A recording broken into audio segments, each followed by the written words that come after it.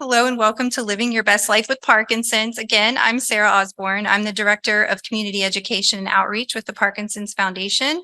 And again, my colleagues are here today, Danielle and Krista. So first, I want to thank all of you for being here today, all the people with Parkinson's and care partners, and we're really glad you're here. Thank you for coming. We want to thank so many of the people who make these events possible. First is the Atherton Family Foundation for supporting the work of the Parkinson's Foundation in Hawaii, including at today's program.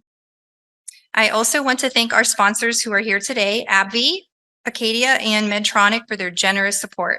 You can learn more about them here today or at the link we'll share after the event. We'll share everything by email. We have amazing event partners who help with the planning of this event from start to finish. So of course, we want to thank the Queens Medical Center, which is here today, the Hawaii Parkinson's Association, including Kai and Glen and everyone who's helped today, Pat, and all the other speakers and volunteers who are here to help today.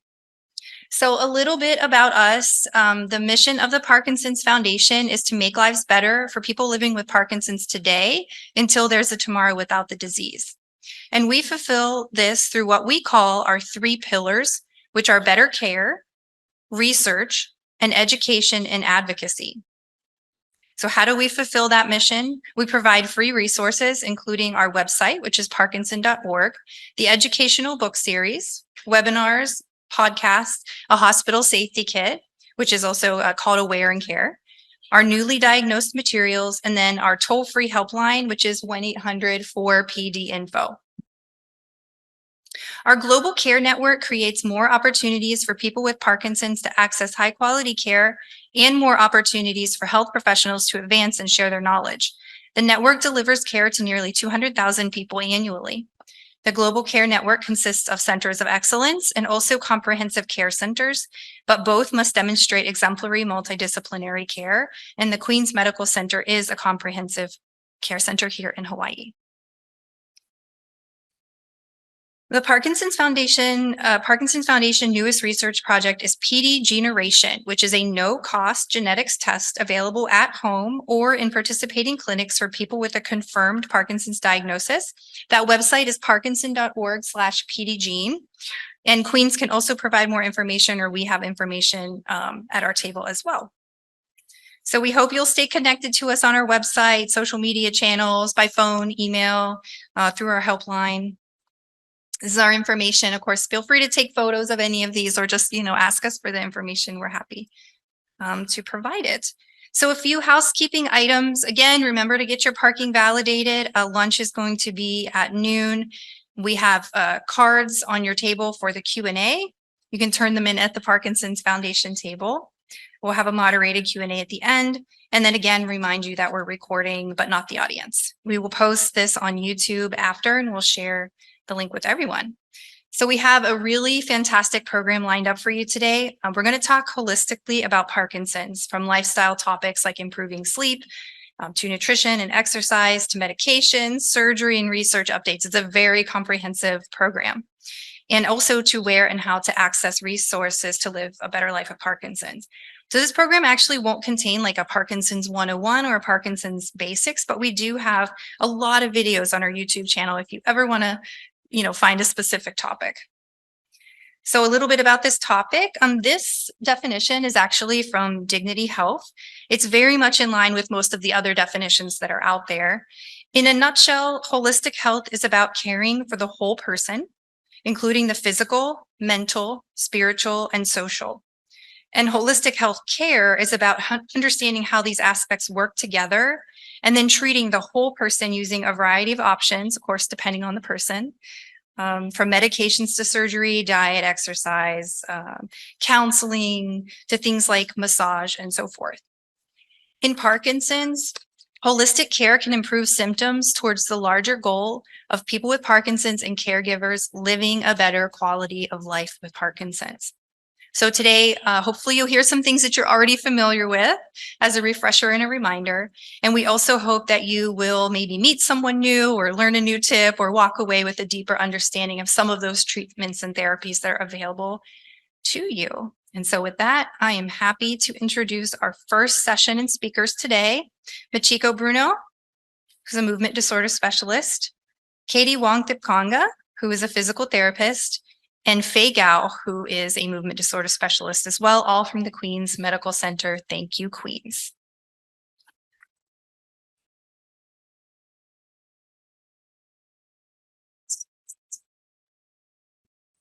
Good morning, everybody. Aloha. Yes. My name is Michiko Bruno, and thank you so much, Sarah, for that introduction. And really, thank you so much for organizing this wonderful event. I think the title, The Living Best with Parkinson, really, really resonate. I hope to everybody who's here. I think the goal is totally identify with the goal. Knowing a lot of you for 20 years, it cannot be done with just one person. So I really appreciate the team that we have here. Hopefully you get to meet everybody and really live the best life with Parkinson together as best as possible. So I am going to start my session. So living your best with Parkinson disease. Mental health is such a huge topic, and I'm not a mental health expert, to be honest, so it will be a disservice for me to talk too much about mental health. But I wanted to share what I learned for my own life. We all create our own narrative in our head. Human needs to make stories. So one research article that I was recently reading really resonated on me, which says quest narrative. Quest narrative is you accept illness as a journey through which enlightenment or personal growth may be gained. So we cannot avoid negative things in life, like illness, getting old, death, loss of loved ones, war, all these things happen, weather. We cannot control them. But the quest narrative says, let's accept the illness as well as life in general as a journey, and let's grow and let's live with it. So again, few tips in mental health, and really this is a huge, huge topic that needs to be explored more, hopefully maybe in a future event like this. But Parkinson's disease itself can cause depression, anxiety, and other mental illness through physiological mechanism. So I really want to emphasize, ask for help, including professional help. And this goes, I did not put this in the slide, but goes to caregiver as well. It's okay to ask help.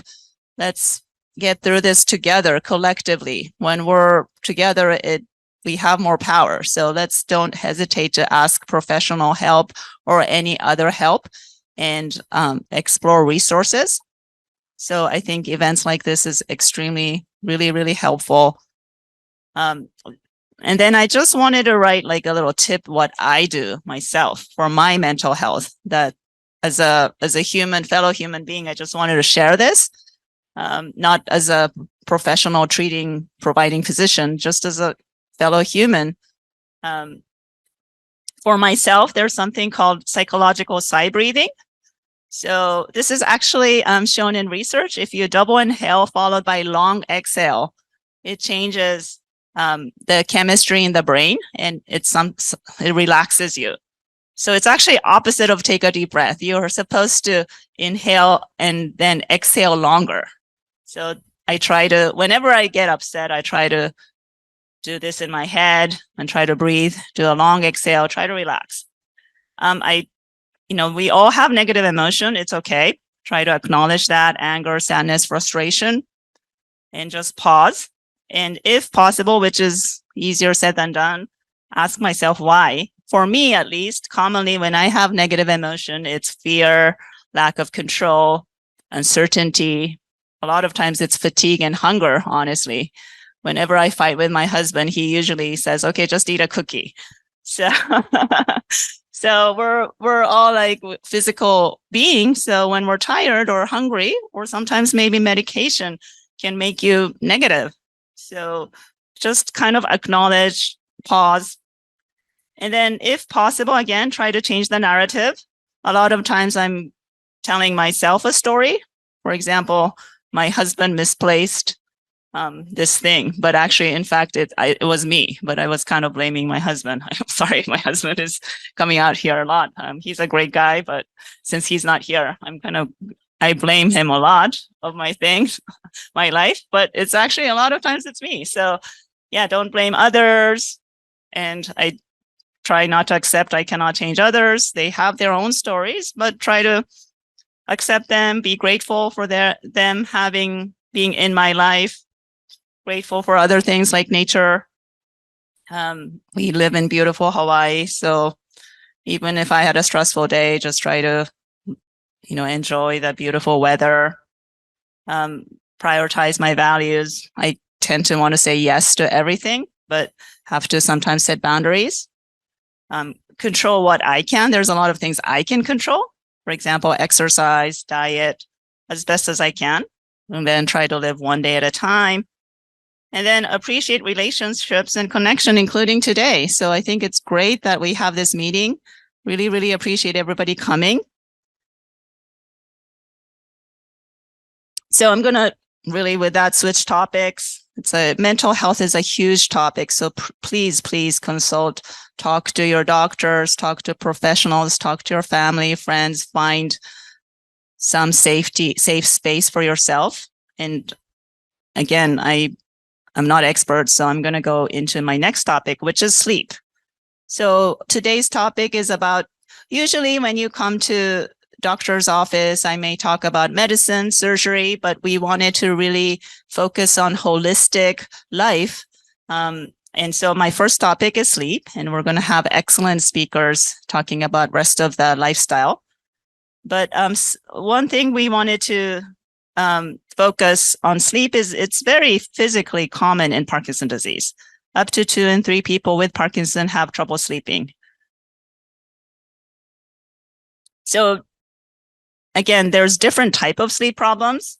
Insomnia is finding it hard to fall asleep, but then fragmented sleep, you may fall asleep, but wake up. Excessive daytime sleepiness is very, very common, including fatigue, that you feel really hard to stay awake during the day. And then vivid dreams that may cause hallucination or confusion after waking up, emotional dreams or nightmares. So before we kind of go into what to do about it, I want to step back 1 second. What is the role of sleep? We don't 100% know yet, but there's a lot of research, and it's very interesting to think about why do we have to sleep for, 1/3 of the life. One theory is that it's a time to rest your brain and body. It reduces individuals' energy demand and expenditure during part of the day or night to just rest. But in fact, when you're sleeping, some parts of body are still very active.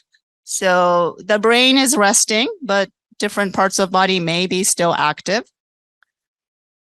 So then another theory is that the brain needs to reorganize and learn.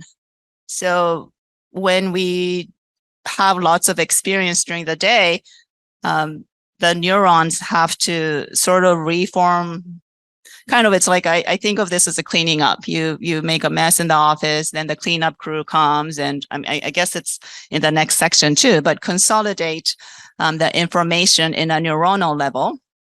And some of the memory happens during sleep. So that's when people say you don't stay up overnight for your test, try to get some sleep because you're consolidating your memory during sleep. And then cleanup is more this is more physiological. There are some protein clearance. So there might be buildup of metabolites and proteins and chemicals that build up and used, and you need to physically clean them up too. So there might be a possibility that during sleep, you're also cleaning up those chemicals. So again, focusing on what you can do, it's hard to 100% control sleep. We can't tell ourselves sleep, and we don't have a switch. I wish I did. And I used to be able to sleep all the time, so I didn't fully understand this, but with menopause and, I wake up in like at 2 o'clock and can't sleep. And it's very hard and frustrating. So I totally identify, I wish I had a switch, but we don't. So what can you do? So there's something called sleep hygiene that we really want to adhere to. You can try to set regular sleep and wake times, keep the room dark, and avoid electronic screens at bedtime, which is very difficult in this day and age. I don't do a good job on that. Try to get outside during the day. Bright light tells your body that it's time to be awake. So during the day, you want to be outside, see bright lights. Then nighttime, you want to be dark. And that's how our brain knows it's time to go to bed versus awake. And during the day, you want to keep your body moving as much as possible. And then you can try at-home remedies such as massage or warm bath. Relaxing your mind may help your body fall asleep. And then don't, as much as possible, totally understand if you didn't sleep at night that you would want to take a nap, but really limit the length of nap. Try not to use too much stimulants right before bedtime. And then try to kind of separate bedroom as a place to sleep. So don't watch TV or do work in bedroom as much as possible, which is, again, these are all like easier said than done, but these are things you can control. So why are there changes in sleep pattern in Parkinson's? There's different reasons. There could be a biological and chemical changes from Parkinson itself. And then the Parkinson's symptom may make you difficult to sleep. There might be associated sleep disorders, and medication may have effect, as well as mental health issue can affect your sleep. So obstructive sleep apnea is when the body relaxes during sleep and the level of the throat in the throat muscle also relaxes so that air cannot get physically into the lung, and this can cause low oxygen. So this can happen in anybody, honestly, but it can be seen up to 40% of people with Parkinson's. In general population, people, sleep apnea is usually associated with high body mass index, but in people with Parkinson, you can have normal body habitus and still have obstructive sleep apnea. And this is extremely important because it's treatable. So you do a diagnosis with sleep study, and as there's a treatment called CPAP, continuous positive airway pressure. It's a mask. It's a little bit uncomfortable, I have to be honest, and it's really hard to use, but it is a treatment that keeps your oxygen level in the brain. So it is really important to get diagnosed and treated. Then there's another common condition that happens in Parkinson called REM sleep behavior disorder. So REM stands for rapid eye movement. And during normal part of the sleep, there's a different cycle in the sleep. So sometimes we go into sleep, light sleep, stage 1, 2, then 3 is deeper. Then we go into REM sleep. So during REM sleep, actually we're dreaming. We're kind of half awake. So our mind is more awake, but our body is paralyzed. Because when we're dreaming, we really can't tell it's happening in the brain. It kind of is like a reality to us, but you don't want to react to that every time. So your body is supposed to be paralyzed. But if the paralysis is not perfect, then you'll start reacting to dream. But because to the person dreaming, that's reality. And another fun fact about dreams, a lot of dreams are negative. Again, one of the purpose of the sleep is reorganizing your day memory and things like that. So they're trying to kind of eliminate maybe some of the negative things or just organizing it. So a lot of times, dreams are negative. Like, for example, I have this dream that I have to take this college final, and I feel like I think I'm not a college student anymore, but okay, well, if I have to take it, I'll take it, and I'm always late. So it's common to have nightmares, and if you're not paralyzed, you're going to act up.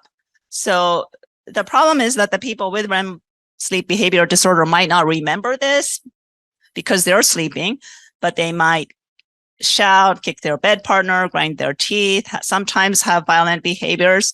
And it's not necessarily a bad thing to the patient, but we worry about safety.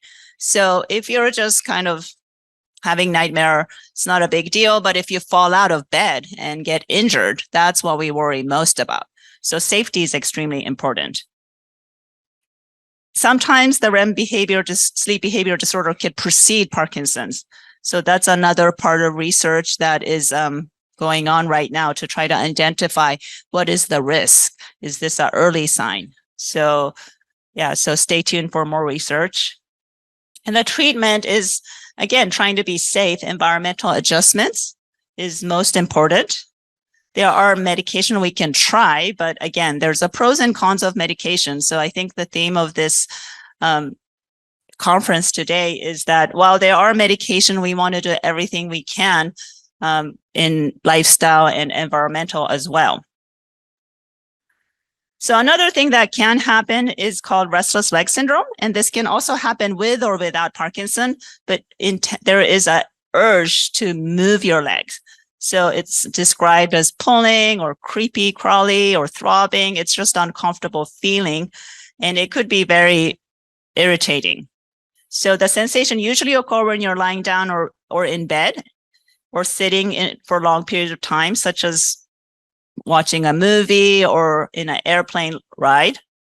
And you just feel like I need to move. And when you move and walk around, it feels better. But this is a problem when at nighttime because you have to constantly get up and walk around and you can't sleep.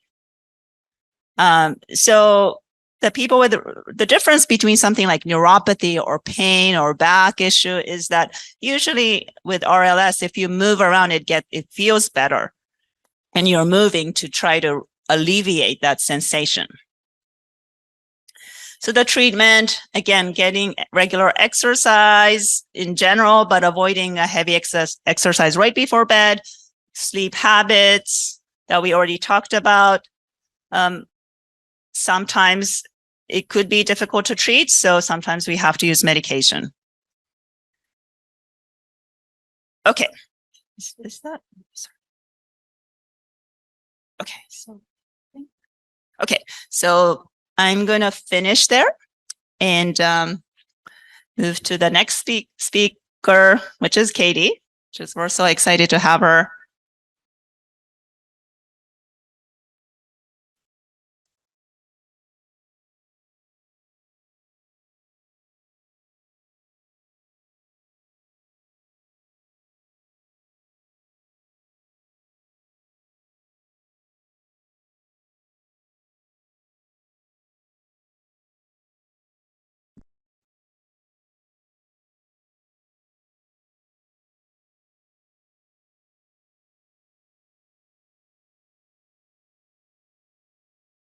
Aloha, everyone. I'm Katie Wongtip-Konka, physical therapist. Thank you for having me today, and thank you for coming. I do see a few familiar faces, so it's great to see you guys here. I will be talking about exercise. So there is actually a lot of evidence out there now through research studies that exercise helps folks with Parkinson's a lot, with a lot of things. So this is kind of a compilation of results, I guess, conclusions that they found from a bunch of different research studies. And starting at the top, exercise can really help reduce motor disease severity, improve mobility, aerobic capacity, range of motion, strength and flexibility, balance. It can improve your gait or your walking. And those are all just physical things that it can help, but it can also help a lot of things that are non-motor, not physical. So it actually can help improve your mood, cognition, improve your sleep, and reduce falls, and improve your overall quality of life. And we do actually know that exercise can slow the progression of Parkinson's disease.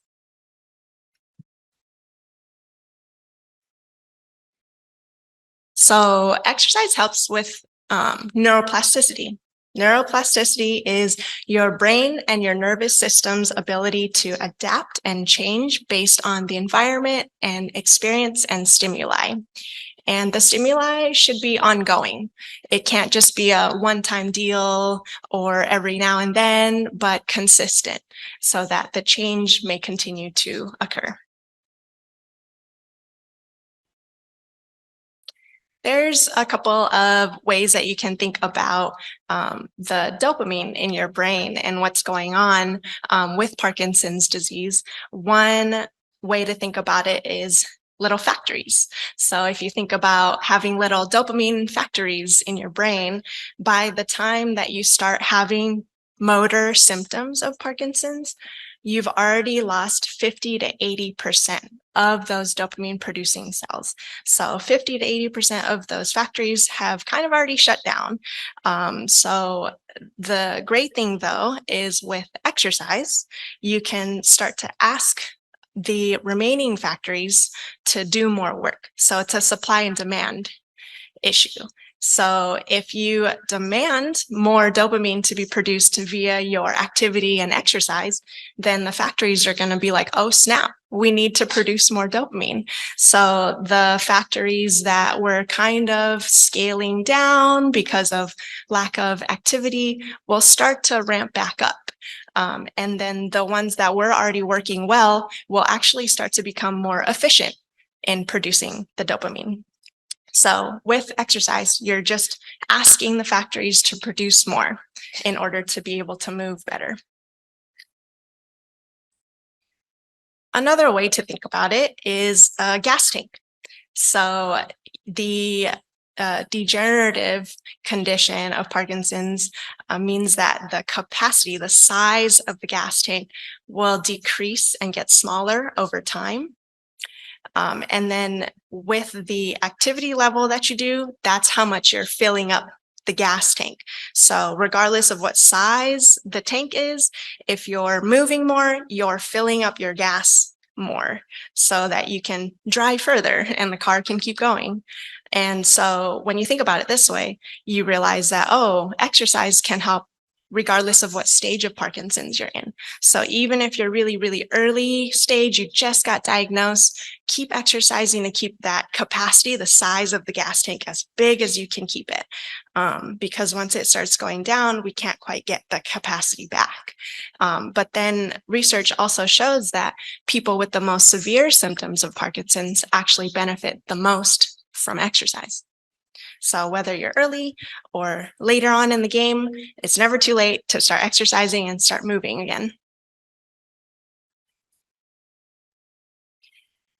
With Parkinson's, we know that there is a natural progression of the disease, a slow decline of function over time.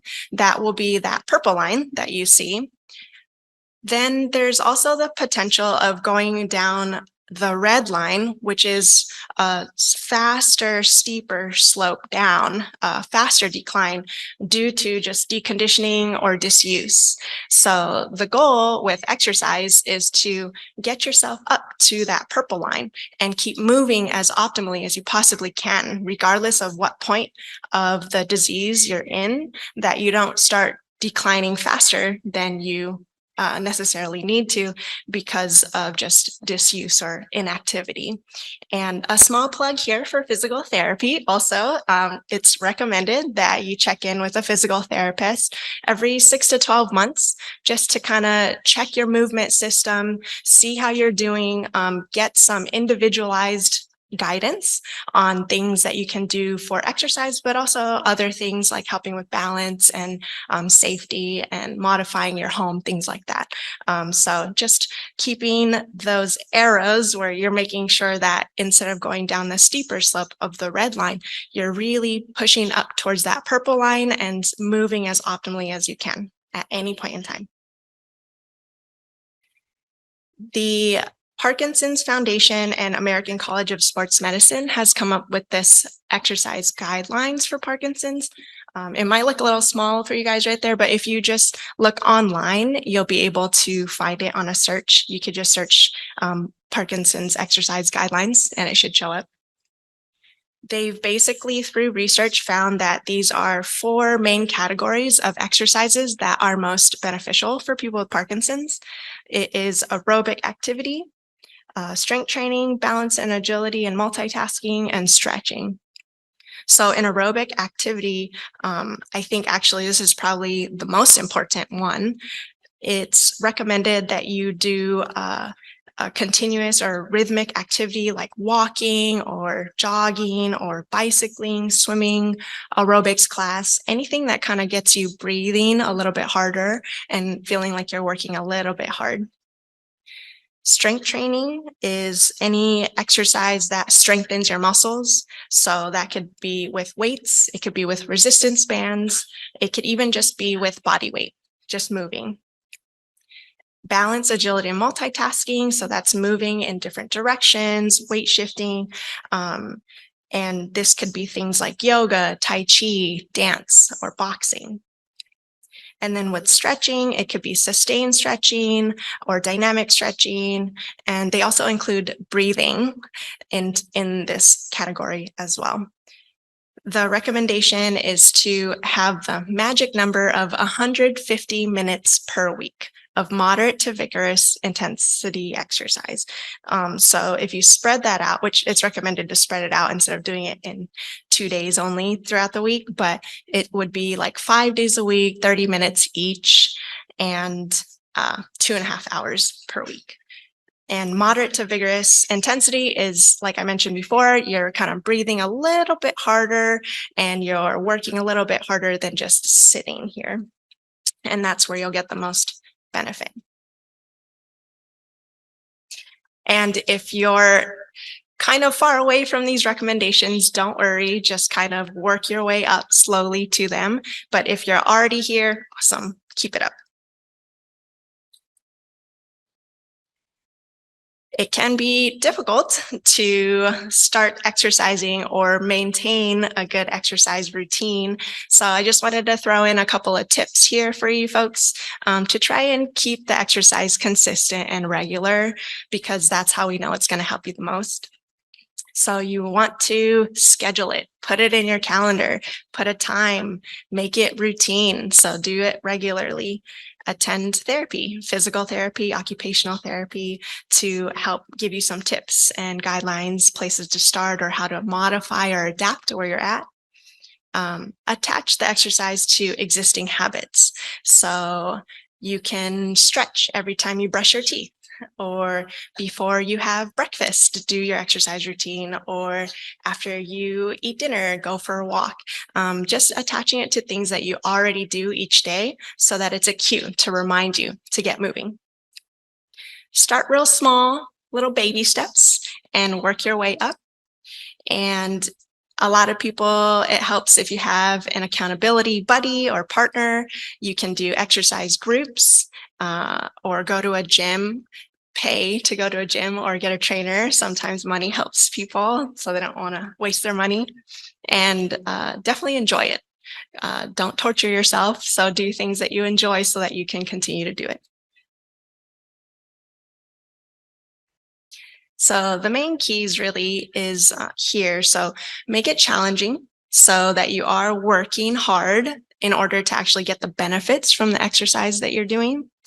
Make it adaptable so that you can make it easier or harder depending on how you feel that day or depending on your fitness level at that time. And you can make it work for you.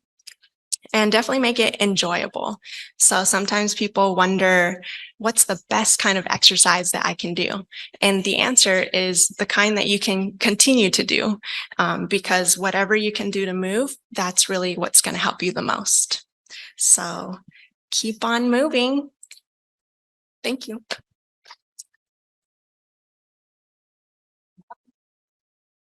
And then next, I will introduce Dr. Gao to come talk about some more important information for you.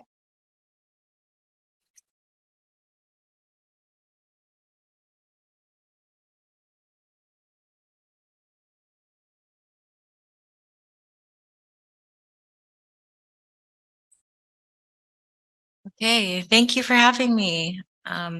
So I'm Fay Gao. I'm a movement disorders neurologist at the Queens Medical Center. This is my biography. I don't have any financial disclosures for this talk. I am not a registered dietitian or a formal nutritionist, but I am a neurologist with an interest in nutrition, and I would like to try to convince you that nutrition is an important part of management of Parkinson's disease. And I have three purposes for today's talk. One is to just talk about nutrition as a whole and try to understand what it means.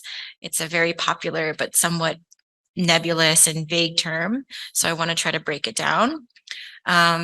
I want to talk about specific concerns of nutrition in Parkinson's disease and how it relates to managing several key non-motor symptoms that are very common.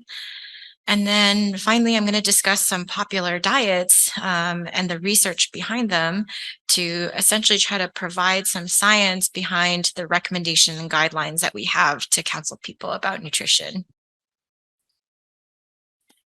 Okay, what is nutrition? So nutrition, broadly speaking, is the intake of food and considered relative to the body's dietary needs. And there's several different components of nutrition, but the kind of biggest category is caloric intake. So this is the energy sources that we get from the food that we eat. And there are different types of energy sources, three, in fact, carbohydrates, fats, and proteins. And each of these energy sources have sort of different properties as it relates to the amount of calories and then how the body uses them. In addition, we have vitamins and minerals that generally don't provide energy, but they are essential for functions of the body, especially maintaining bone and muscle mass and preserving nervous system function. So in general, a whole healthy diet provides an optimal balance of all of the above, and that can be different for each individual. A deficiency happens when one individual has one or more essential components or a nutrient that's missing, which can be due to problems with the intake or problems in the body either absorbing that nutrient or metabolizing that nutrient. So common deficiencies in Parkinson's disease, by far the most common is vitamin B12. And this is very important as it can lead to worsening of motor symptoms, gait balance, and cognitive and mood problems. Some important sources include animal products, and then breakfast cereals are mandated to be fortified with B12. So people who eat kind of low protein diet, especially vegetarians or vegan diets, are at high risk of B12 deficiency. Vitamin D and magnesium are also commonly deficient. Okay, and these are important, and I'm kind of transition to the next part of my talk, which is talking about kind of key non-motor problems that tend to affect people with Parkinson's. So first of all is bone thinning. So patients with Parkinson's are at higher risk of falls, and we found that they're of higher risk for bone thinning. And this combination together increases risk of fractures and disability. So what are some ways of modifying our diets to improve bone thinning? So supplementing or taking in foods that are rich in calcium, magnesium, and vitamin D, as well as vitamin K. And some of the most important sources of calcium are dairy products. So yogurt, cheese, low fat or skim milk. Regular exposure to sunlight is the most important source of vitamin D. So again, getting out in the sun. We're in Hawaii, we're near the equator, so we should have an ample source of vitamin D. In addition to exposure to sun and proper intake, walking and other weight-bearing exercises is the number one way to prevent osteoporosis, and that helps to prevent fractures. And then maintaining regular bone care with your primary doctor. So certain people will be screened with bone scans and questions about fall risk and fractures. And for people who do have osteoporosis, bisphosphonates and other prescription medications can be recommended. I want to put a brief plug for a clinical trial that we're participating in addition to other mainland sites in partnership with the Parkinson's Foundation, the TOPAZ trial.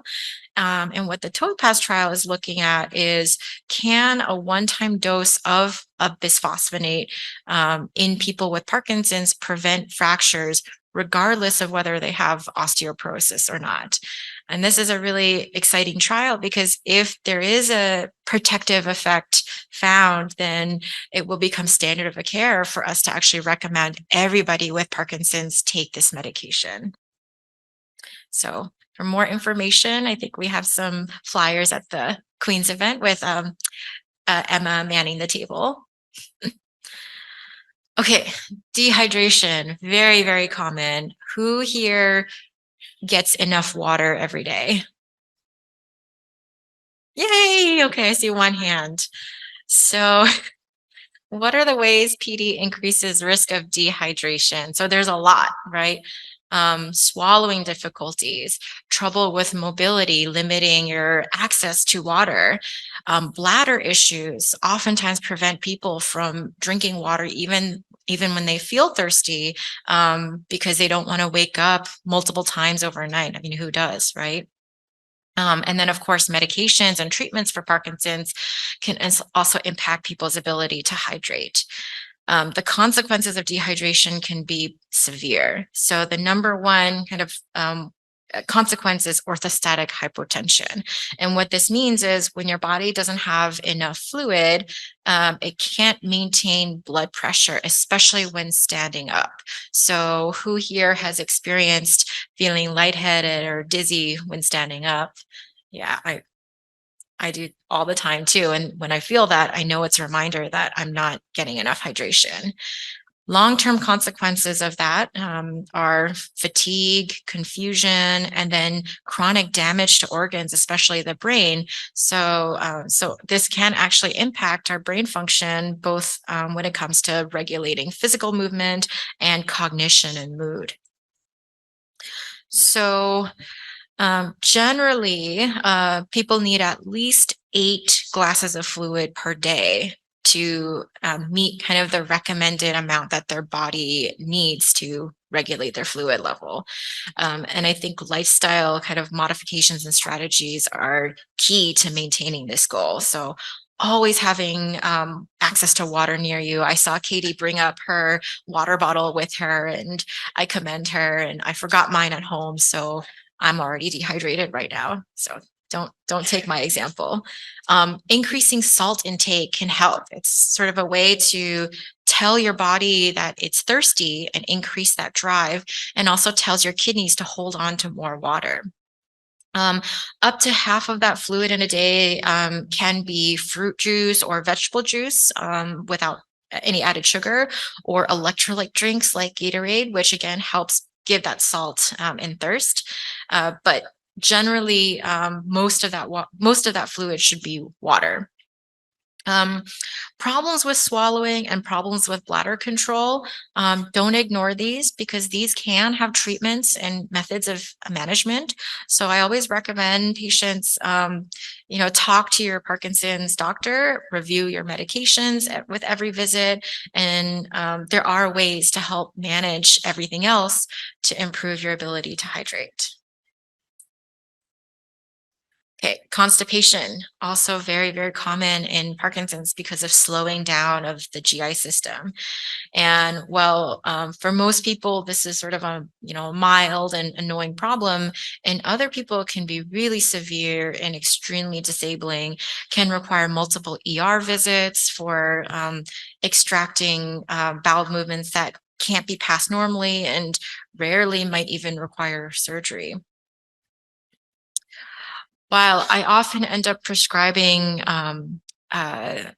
stool softeners and laxatives and other medications, I find that all of those medications are inferior, and really the best way to manage constipation is prevention through diet and lifestyle measures. So again, drinking more water helps prevent constipation. Eating fiber-rich foods like vegetables, fruits, beans, nuts, whole grains. Certain dried fruits like prunes also have kind of pro-GI movement properties. So eating dried dried prunes and other dried fruits every day can help to prevent constipation. Probiotics from yogurt and other fermented foods, and then avoiding certain foods like highly processed, fried foods, high in sugar, those can actually worsen constipation. Okay, on the flip side, unexpected weight loss. So a lot of people with Parkinson's are at risk for weight loss due to a number of reasons, including swallowing difficulties, oral problems. Again, that slow movement through the GI system can cause bloating, can make people feel nauseous and have low appetite. Those can be side effects of medications. As well as a lowered taste of sense of smell, smell and taste, or due to mood problems like depression or apathy. And then, of course, being in that very high kind of motor activation state with tremor and dyskinesias can burn a lot of calories and lead people to lose weight. So these are some examples of recommendations we can give, of course, depending on an individual specific reasons for weight loss. Generally speaking, kind of eating smaller meals, but more frequently, avoiding kind of prolonged fasting, modifying the consistency of foods, and then adding nutritional supplements or eating sort of high calorie, high nutrient dense foods. And then discuss any weight loss with your doctor to look for other reasons that can be treatable or manageable. Okay, so the last part of my talk is about specific diets. So I'll start by saying that our state of knowledge about the role of nutrients in diet in Parkinson's disease itself is pretty limited. So, we don't know a whole lot, although we do have a lot of kind of scientific evidence that is suggesting that diet does play a huge role in both managing the symptoms of Parkinson's as well as the progression of Parkinson's over time. And I'm going to try to highlight some of the most popular diets that have been looked at in science. So the first is the Mediterranean diet. How many people have heard of the Mediterranean diet? Yeah. So this is a really popular diet that emphasizes plant-based foods with fruits and vegetables and whole grains kind of making up the largest portion, the base of this diet. And then most of the protein is from fish, seafood, poultry, kind of lean animal sources. They emphasize healthy fat, so no kind of fat restriction as long as it's plant-based. And then they limit red meat, full fat dairy, and then sweets and processed foods. And then many of us will be happy to note that wine is not restricted. Moderate intake of red wine is traditionally an important part of this diet. So what does the research say? So there have been a couple of studies, but a fairly large one about 10 years ago, which showed that people who adhere to this diet do have lower rates of cognitive and motor impairment in Parkinson's. And there's suggestion as well that adhering to this diet can actually lower the risk for developing Parkinson's in people who don't have it or delay the age of onset. And we don't know exactly why, but the hypothesis is that a lot of those kind of plant-based foods are rich in antioxidants, which help the brain to clear away toxins and reduce inflammation. The MIND diet is a little less known, but newer.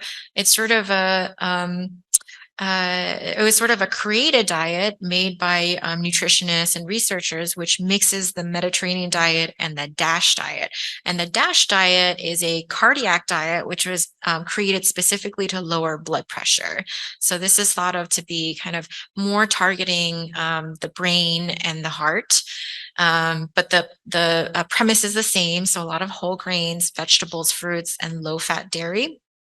And a study in an Alzheimer's disease journal showed that people who followed this diet very vigorously actually had a 50% lower chance of developing Alzheimer's. So I haven't seen a large scale trial looking specifically at Parkinson's, but I think we can infer based on the Alzheimer's data that this can be brain protective. And this was regardless of other lifestyle changes like exercise. Okay.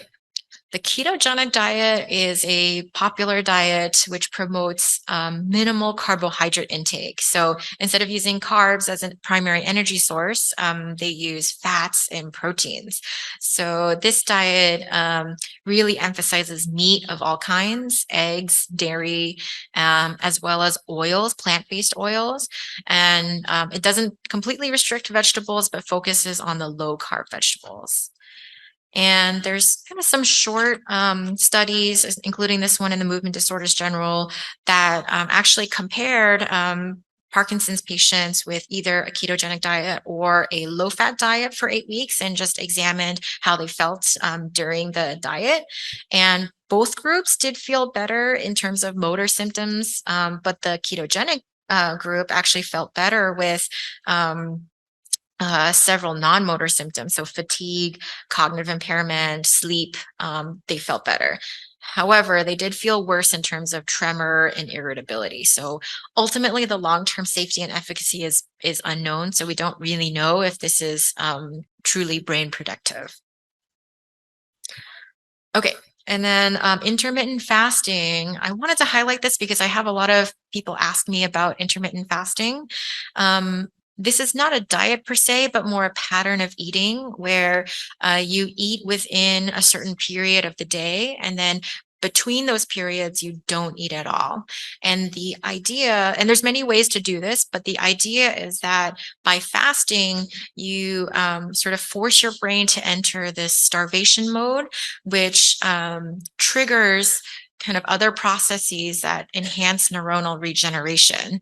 So generally speaking, you're kind of telling your brain that you need to hunker down and sort of protect itself.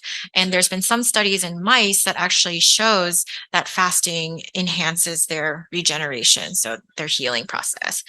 And there are a lot of claims for weight loss and diabetes control, and then motor symptoms in PD. But ultimately, I haven't found any studies in humans that actually show this works.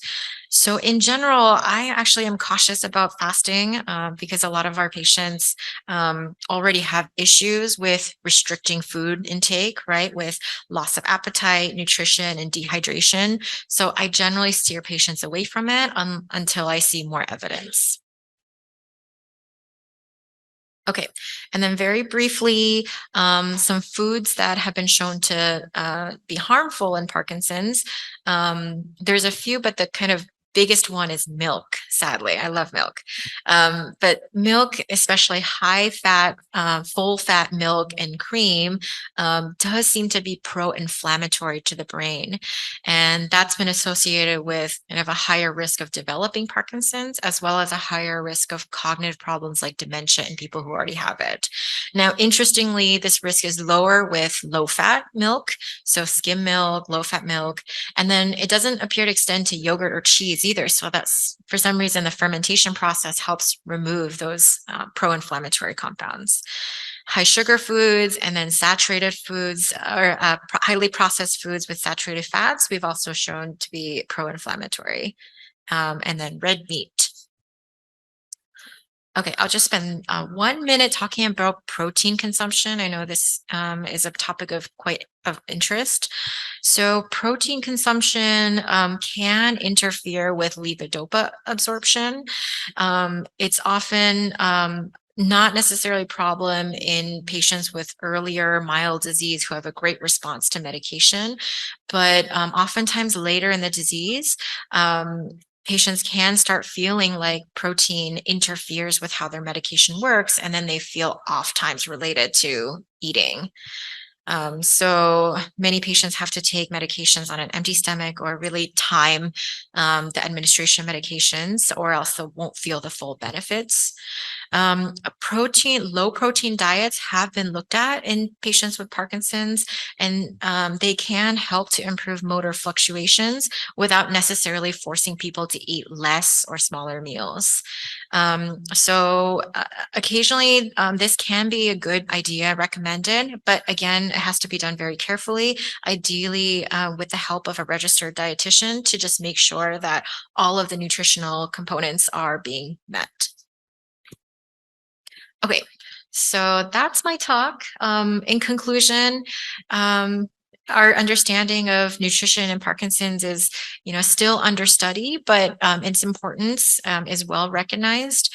Because of the limitations in what we know, physicians usually kind of limit their recommendations to eating a healthy, well-balanced diet with lots of antioxidants for brain health, fiber to prevent constipation, and plenty of fluid to prevent dehydration. And once again, one size does not fit all. And I encourage everyone to talk to their providers and talk to their care team to kind of best use nutrition as a tool to improve their day-to-day life.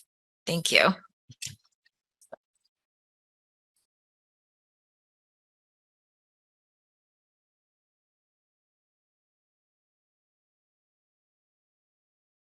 Okay, I'm going to invite Katie back up to the stage for a movement break.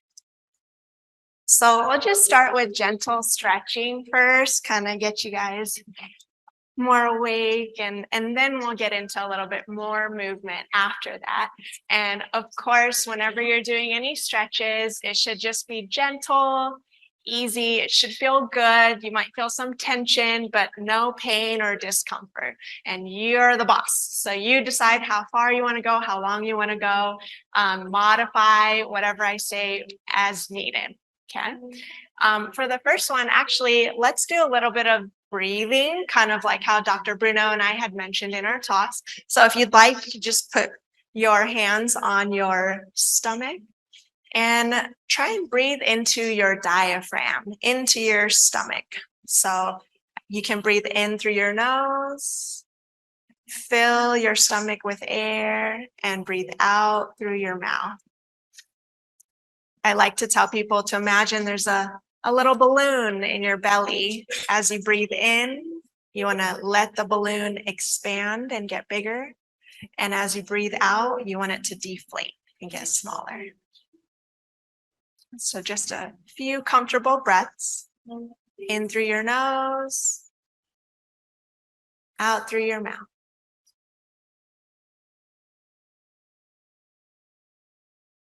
One more.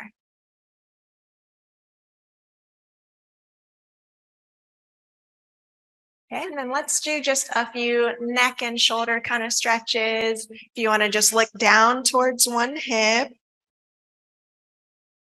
Remember, just nice and gentle, you'll feel the stretch back in the back of your neck, and then to the other side. Just hold it for a few seconds, and you can just kind of go back and forth a few times.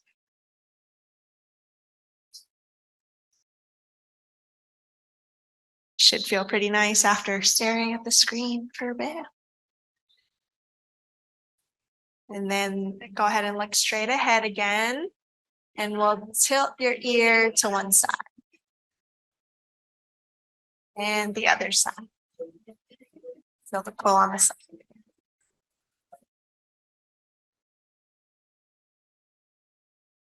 Feel free to continue with the breathing if you like to. The nice thing about breathing is we're doing it all the time, hopefully.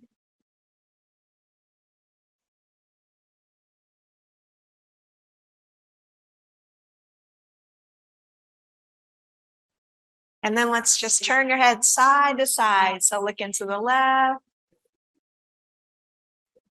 Look into the right. See a few folks with your eyes closed. That's great. Feel free.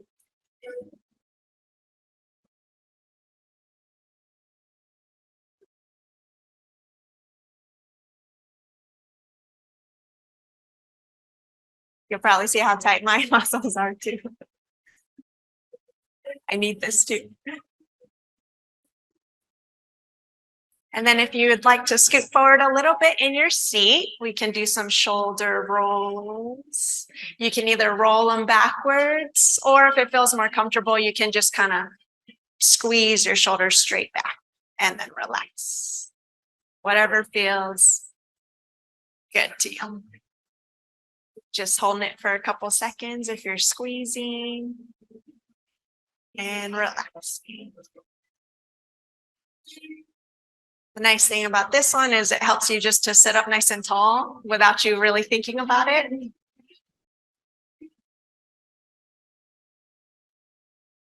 Beautiful. All right. You guys ready to turn it up a little bit? So if you can, or if you would like, you can scoot the chair back so you're away from the table and give yourself some space. All right, next up.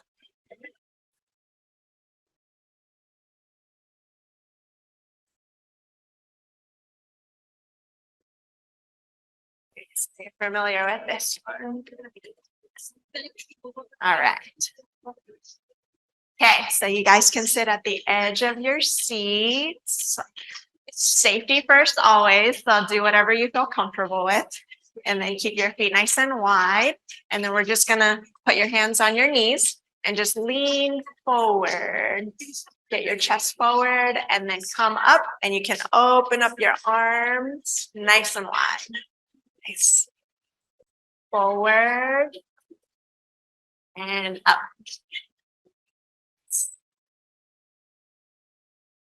Forward and back up. And if you want to start ramping it up, you can go with the music if you like.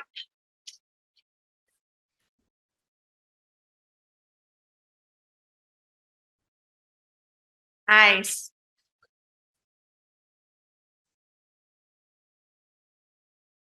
And then really try and open up your fingers, open up your chest. All right, and then let's try and reach up, one hand up to the ceiling, lean over to really get up as high as you can. Great. And other side. Open up those fingers, get real active.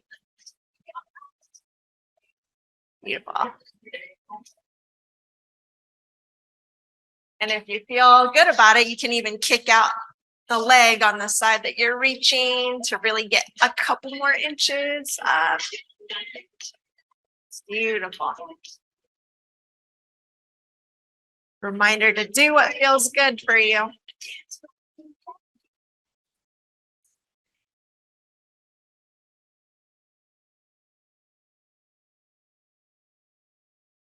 One more on each side. Feel that stretching you out. Awesome.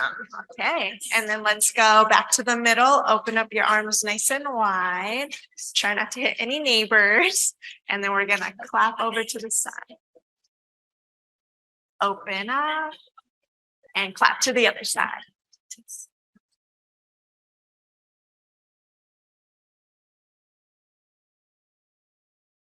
And feel free to make them real nice, loud claps too. There we go. There we go. Nice.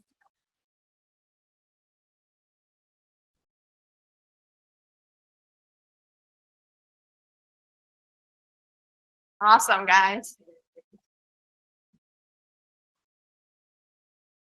One more to each side. Make the last one nice and loud. Oh, that was nice. That was great. And then for whoever wants to do this one, we're going to actually do a couple of stands, sit to stands. So we're just going to put our hands back on our knees, and then we're just going to lean forward and open up those arms. Beautiful. And then hands back on your knees and back down. Awesome. And if you are not standing, you could just lean and open up your arms like before. Feel free to clap to the music. Open up those arms and back down. Couple more. Lean forward and up. Lean forward and down. Last one. Lean forward and up. Stay forward and down. Awesome, guys. Thank you so much. Keep moving. You look great. Hi, I'm Glen Higa. I'm the president of the Hawaii Parkinson Association.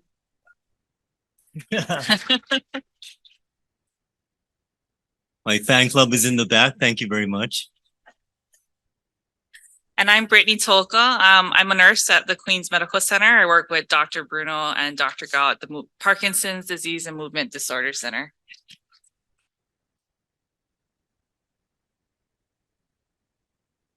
So we're here to talk about whole person health, the mental, physical, medical, lifestyle, including the importance of the care partner, socialization, finding providers that you trust.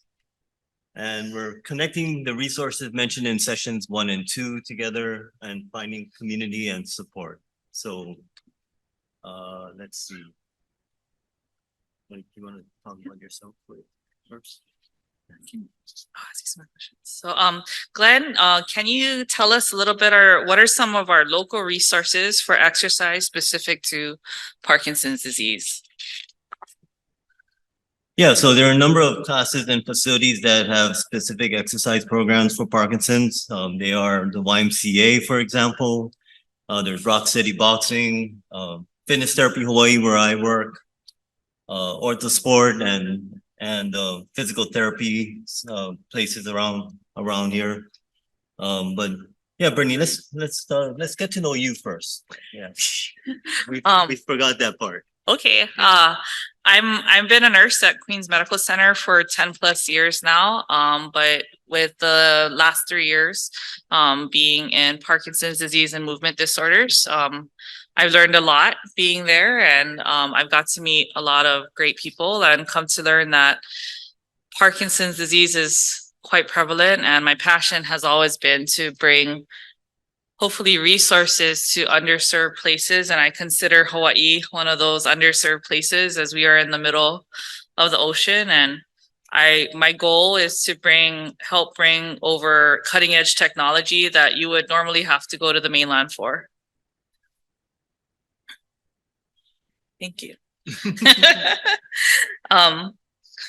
So I guess, Glenn, going back to the exercise part, how do you incorporate exercise and movement into your everyday routine? Well, first of all, I'm very fortunate to have a job at Fitness Therapy Hawaii that, basically requires me to exercise and move all day, so I move throughout the day. So, that is probably one of the biggest benefits for me. Personally, I try to make time to exercise at least, full exercise 3 times a week at minimum.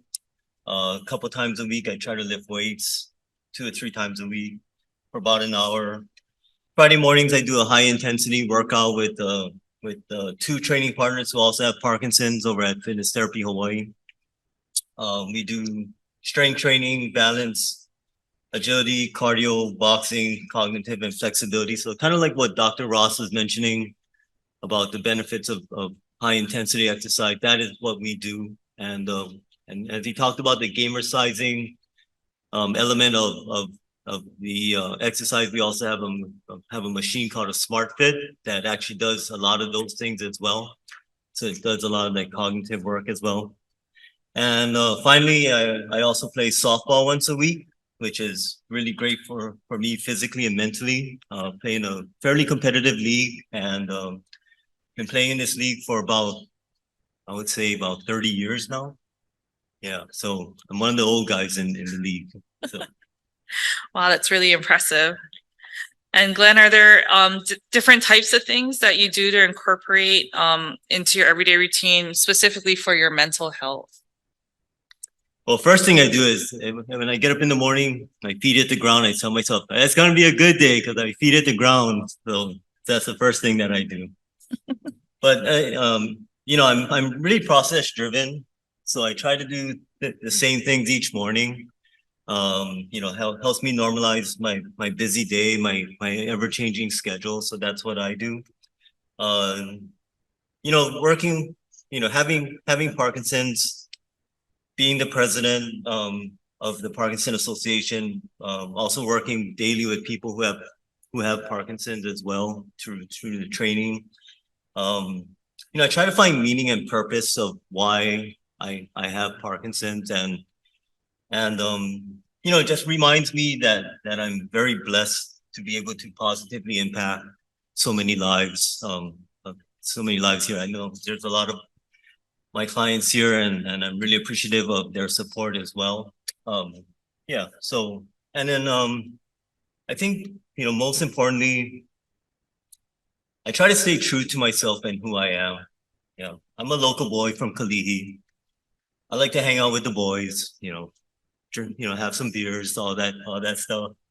I love listening to local music. I speak pidgin.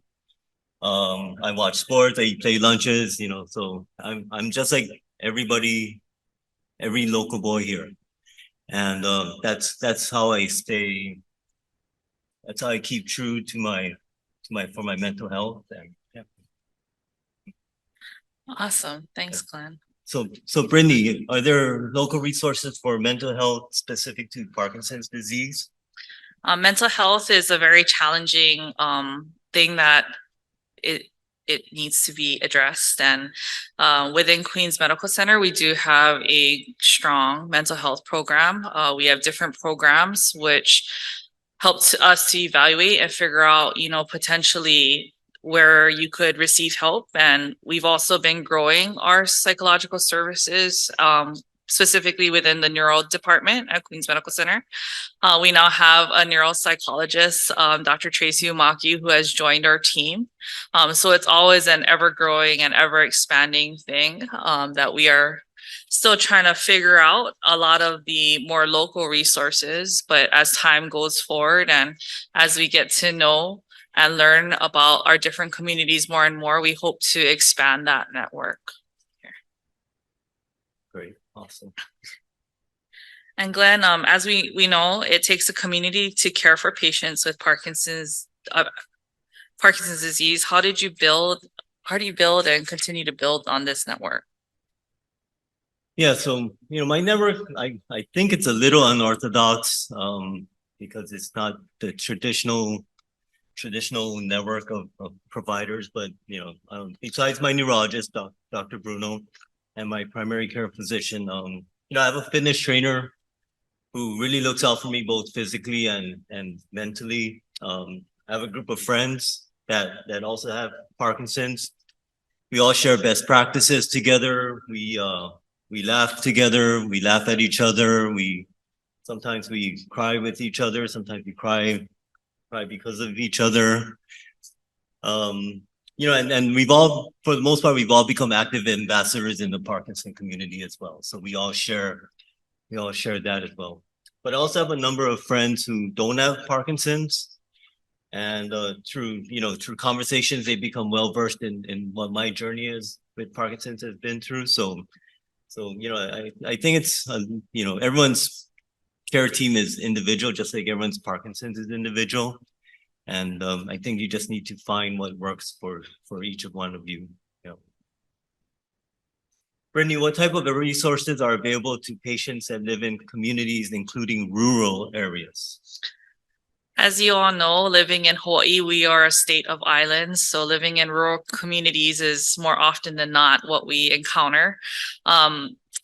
For our outer island communities, there is a pretty strong network in some of our major islands like Kauai, Big Island, and they have support groups that are there. Specifically with Queens, we're now with telehealth services. We are trying to expand our reach by offering services to patients that normally would have to, fly over to our office to get an evaluation, that we can do these telehealth services. And on the Big Island, if you don't have access to like a computer or a smartphone, we can use our Queens Health specialty clinics to do a telehealth appointment, where they will set up that telehealth appointment for you, and you basically go in as if it were a normal appointment there, and the staff will set up everything on their end for you.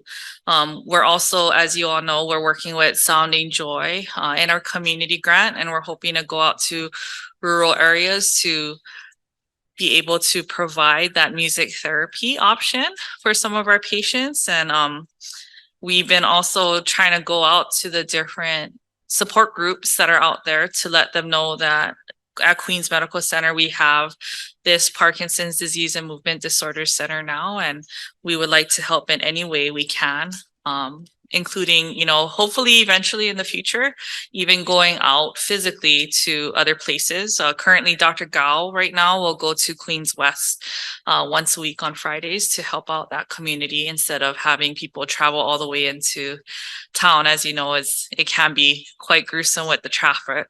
So we want to be able to go out to the community and provide those resources to you instead of asking the other way around for you to come to us.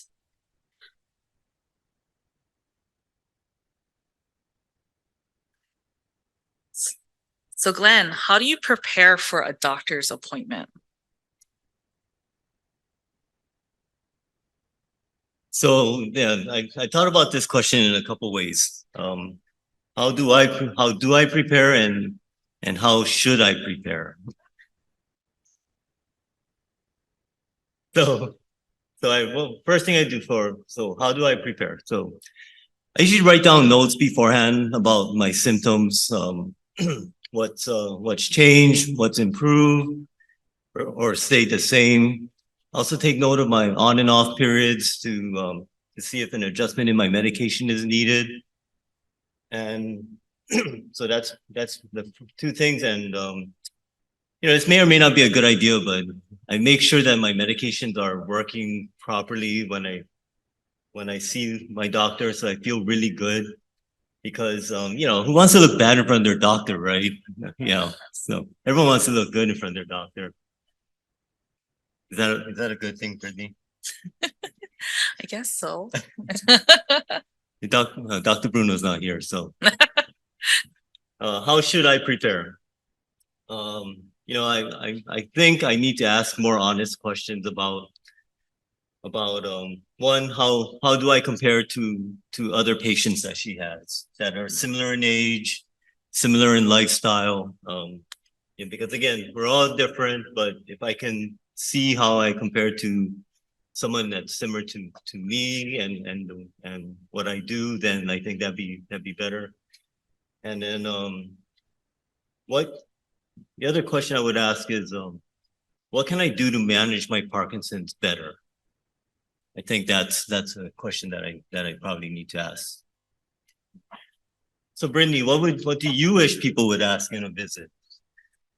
I think visits tend to get consumed with a lot of the issues that Glenn has brought up and prepared, but I honestly wish more people would ask about education. I think knowledge is power, and empowering, you know, yourself as a patient or even as a caregiver of what's available to you will only help you along this journey. And sometimes it's hard to, like, as a caregiver, to know what it is that you're struggling with unless the question is asked. So really, I would hope that more people would ask about what resources are out there and what kind of education we have, because I think there's a lot of good opportunity that is. And I'm so pleased and so happy to see everybody that's here today.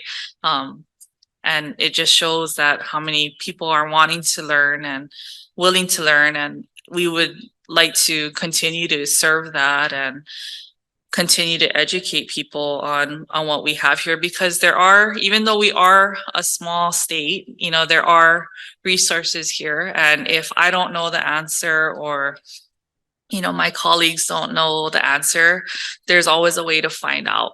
And we want to know that, or we want you to know that we're here to always help you. Glenn, what are the top 3 to 5 things to know and to do after your diagnosis? Looking back, what do you wish you had known, or what advice would you give people about? Okay, thanks, Brittney, for that. The great questions. First thing I would do is I would recommend people seek local resources. such as the Hawaii Parkinson Association, and also national resources like the Parkinson Foundation as well. But, you know, really seek out the local resources that are available to you. For instance, at the Hawaii Parkinson Association, we have our resource center, and and Pat Bemis is our resource center manager right there. She's in the back. And she's done a great job with that, as has Jerry and Janice Foster as well. Yeah. But the resource center is great because it's you know it's you know, you can go there, you can get information from not only about local resources, but information about the Parkinson Foundation and the other organizations, national organizations. There are volunteers that are there to if you want to speak to somebody who has Parkinson's, or if you're a caregiver, care partner, you want to speak to somebody who is a care partner as well. We have those resources available. We have a lending library as well, where you can borrow books about Parkinson's. It's a safe space for people with Parkinson's, and so you know, it's all donation funded. And speaking of donations, don't forget our walk on Sunday, November 5th. All proceeds stay in Hawaii and go towards all of our resources. Okay, so that's the first thing. Second thing, join a support group. Okay, Parkinson's can be a very isolating condition. Okay. And support groups are great because they help you to meet people who have Parkinson's as well. You can share best practices. You can learn something new. You can give advice to other people. Okay. It's where I've met most of my friends who have Parkinson's, and you know, there's about, I think six support groups here on Oahu. I think there's about 6 support groups. There's 2 on the Big Island, 1 on Maui, 2 on Maui, and 1 on Kauai as well. Okay, so join a support group. Find an exercise program that's right for you. Okay, Katie mentioned, you know, what is the right type of exercise. My philosophy on exercise is the best exercise that's right for you is the one that you'll do every day and that you enjoy. Okay, so that's what you should do. Advice for people with Parkinson's. You can live with this. Okay, you can live with it. So a lot of people ask me, how do I do it? First thing that I do is I make sure I'm on the right medication plan. Okay, so the way you do that is that you need to have an open and honest conversation with your neurologist. Okay, what your goals are, what your lifestyle is, what you want to do throughout the day. What things you want to accomplish. Okay, what are your off periods, on periods? What are your symptoms? Okay. Second thing you need to do is you need to exercise. Okay, it's very important. At least move. Okay, be moving throughout the day. Okay. 3, you need to have a positive attitude. Now, it's hard to have a positive attitude if you're not feeling well, right? I get that. Okay. But so if you're not on the right medication plan, you're not moving, not exercising, kind of difficult to have a positive attitude. Okay, so number 3 goes hand in hand with 1 and 2. Okay, and fourth one that I think is really important is try and be an independent as much as possible. Okay, doesn't mean that you don't ask for help. Okay, you know, if you're struggling with opening up your pill case, like I get sometimes. If you cannot lift something, you know, you're not Superman, you're not Superwoman, none of us are. Okay, ask for help. Okay, but try and be as independent as possible. Okay. More advice. Get plenty of people that want to help. Okay, lots of people want to help. Okay, so seek out resources, seek out people at the Hawaii Parkinson Association. That, you know, because everyone's here to help. Okay.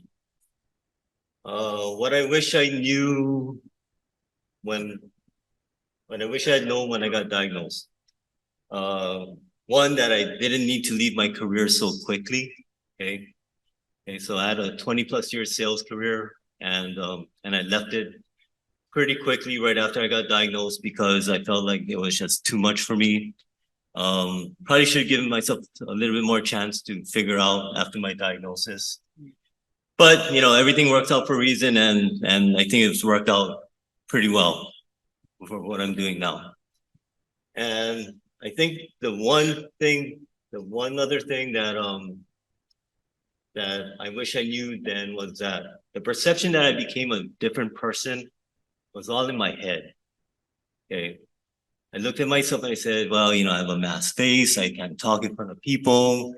I don't have my confidence anymore. And that was all in my head. Okay. That wasn't what other people thought of me. Okay. That was all me. Okay. And I wish I knew that, back then. Okay. So for everyone that says, you know, I'm a different person now because I have Parkinson's, chances are that's in your head. Okay, you're not a different person. You just have Parkinson's. Okay, it's not a fun ride, but like I said, you can all live with this. Okay. Thank you, Glenn. Glenn, how do you motivate someone or get motivated to do things like exercise or get involved in support groups? So my future is what motivates me to exercise. Okay. What I mean by that is that I want to work as long as possible. I want to continue playing softball. I want to be independent, and my goal is to never use a mobility device. Okay, so that is what motivates me to continue to exercise, do all the things that I do now. Okay, so that I can accomplish all those goals. Okay.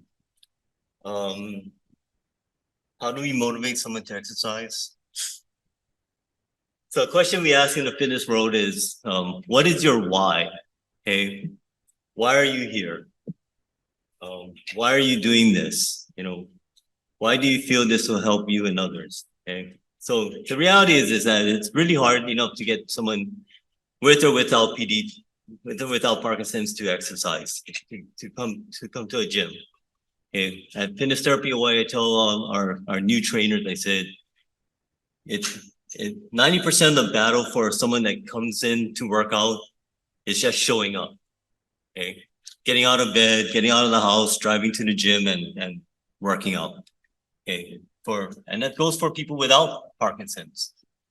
Okay. So if you can help them identify what is your why, okay, why are you doing this?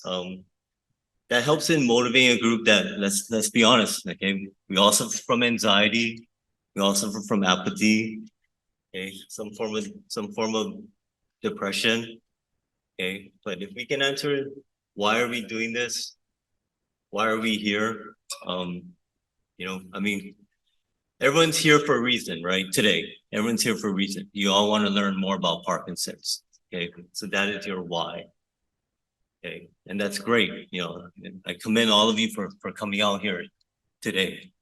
Okay, this is a great turnout, and yeah, I'm really proud of being part of this. Okay. So that's. Thanks for sharing. And then how do you use your social networks? Have there been any other opportunities to engage in the PD journey, such as church, family, friends, support groups?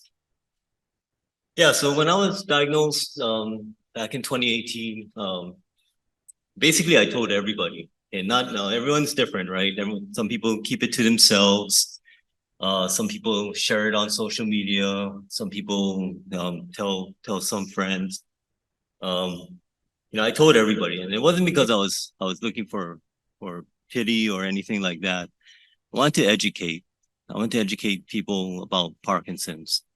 So little did I know that doing so would take me on this journey that would lead me here. Because if you told me 5 years ago that I would be sitting on a podium with Brittney, I probably would have said you're crazy. But you know, all my friends know I have Parkinson's. My family knows. you know, and I'm here to tell you that, you know, it's okay to have Parkinson's and still live your best life. Okay. It truly is. Yes, over time, Glenn, have your challenges or strengths over the course of the journey and I don't have any questions for you. do you? I should, yeah. You know, I'm much more confident now than I was 5 years ago. And you know, I feel better about myself now than I did when I was diagnosed. And a lot of that credit goes to people around me. Goes to Dr. Bruno, goes to my fitness trainer, you know, my care partner, my girlfriend, my friends who have Parkinson's, my friends who don't have Parkinson's. So really, it's not all about me. It's a lot of people have really helped me to help me feel better about myself. Okay, so one of the strengths that I think one of the strengths that changed over the course of this journey for 5 years is that I don't worry about perception when my symptoms are showing. So what I mean by that is like, so, you know, if I'm at a game and watching a UH game, for example, and you know, I might be moving slowly or, you know, or my hand is shaking like this, you know, I don't worry about that anymore. I used to. And it's like, oh, I gotta hide it. Can't let anybody see me shaking. You know, I don't worry about that. However, a big challenge for me is to stop feeling the need to prove myself to others whenever anyone starts to like challenge me or doubt me or anything like that. Yeah. So I gotta stop that self-destructive behavior. Yeah.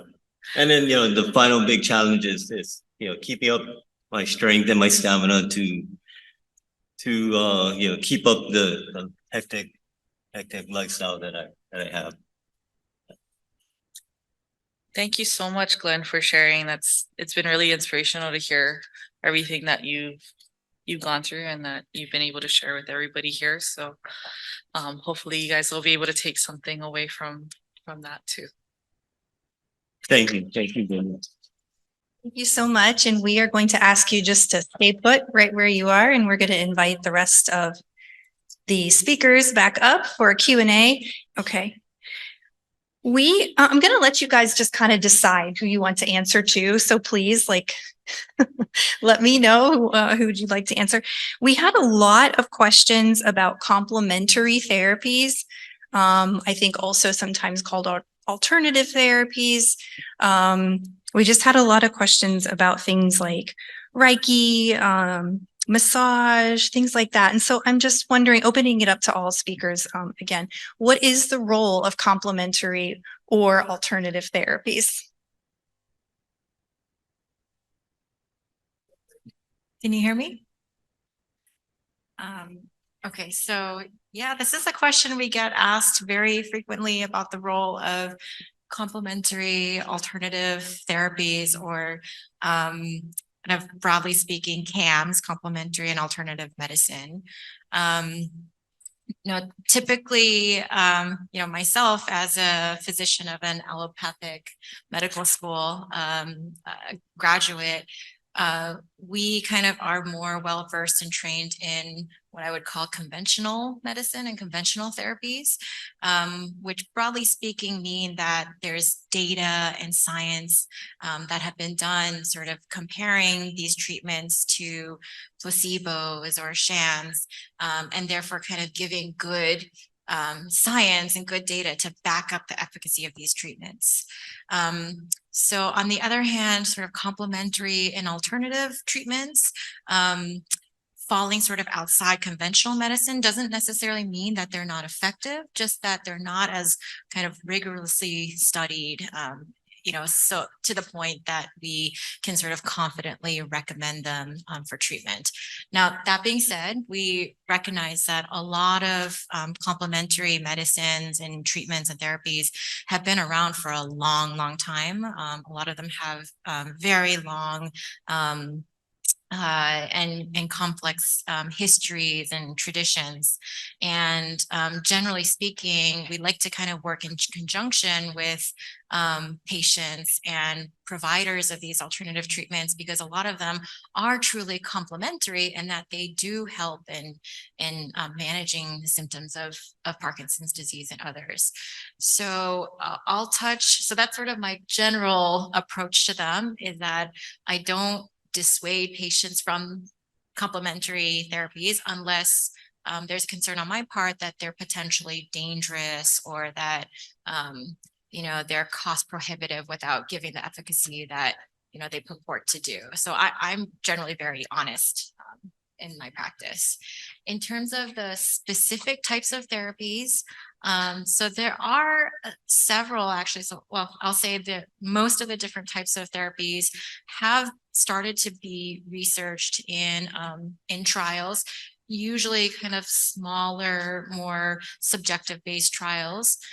So for example, acupuncture has been studied now, and there actually is evidence supporting that patients who undergo acupuncture do experience relief from both motor symptoms and non-motor symptoms like anxiety, depression, sleep, and pain.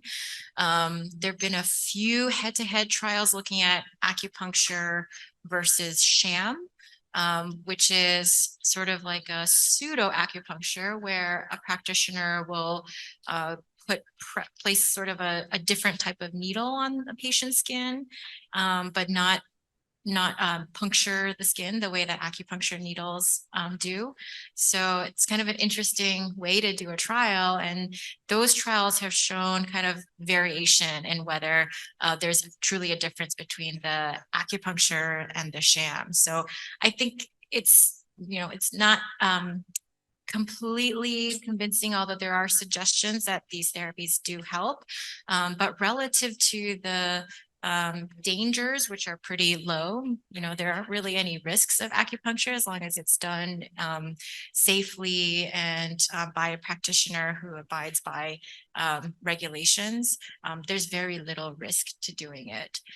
So I've looked into acupuncture, so personally, I'm a fan of it. I say go for it, but if it doesn't necessarily help you, then don't feel bad about not doing it. Reiki and massage. I think there haven't been so many trials. Katie, are you aware of any research trials looking at massage for Parkinson's disease?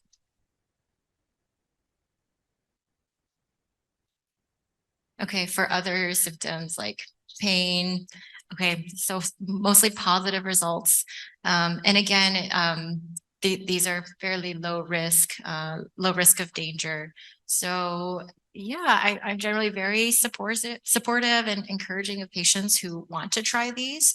But for people who don't necessarily have an interest, I don't recommend they go out and seek these necessarily. That's really helpful. Thank you. Yeah, we had several questions, so I wanted to get to that one first about complementary therapies. We actually have several questions for Dr. Ross. Dr. Ross, we have the same question multiple times, which is how can we get the alpha-synuclein test or the blood test? Second part is how much does it cost? And third part is it covered by insurance? The answer to the last question is it's not covered by insurance yet. It's really still experimental. So to my knowledge, and correct me if I'm wrong, you guys, but to my knowledge, I think the only place that you can get it right now is in the setting of a clinical trial. And in particular, the blood test that I was telling you about, the one that measures mitochondrial injury in cells, that's still being tested in late phase clinical trials. So it's really not available. So I'm not exactly sure how much it will cost. It's a good question. I just think we're not quite there yet. It really is still research. Anybody have anything? That's fine. Yeah. And Dr. Ross, there's another question for you while you have the mic there. Could you share current research that is addressing the connection between Parkinson's and genetics, genetic components to Parkinson's? Yes, there are many, many genes that mutations of which have been associated with a higher risk of developing Parkinson's disease. You heard me refer to one, the glucose cerebrosidase. That's just one. There's another one, the leucine-rich repeat kinase gene. This is another protein, and individuals with mutations in this gene also have a much higher risk for developing Parkinson's disease. There are mutations in the alpha-synuclein gene that are actually associated with developing Parkinson's disease in an autosomal dominant pattern, meaning 50% of people might develop Parkinson's disease who have, if they have one, or if they have a copy of it, they're going to develop Parkinson's disease. So, there are many more of these genes. I think for me, I have been raised in the side of epidemiology in Parkinson's disease that is looking at environmental risks for Parkinson's disease that can be modified to reduce risk or to prevent disease.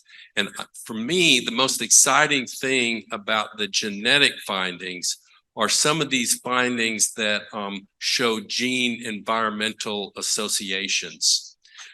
So for example, we know that head injury is associated with a higher risk of Parkinson's disease in most studies. It's not, I wouldn't say it's definitive. And of course, we'd never do a clinical trial trying to determine if head injury causes Parkinson's disease. But the observational data seem to indicate that individuals who have a severe head injury and even a moderate head injury, a concussion, have a higher risk of developing Parkinson's disease. But individuals who have certain mutations in the alpha-synuclein gene have even a higher risk.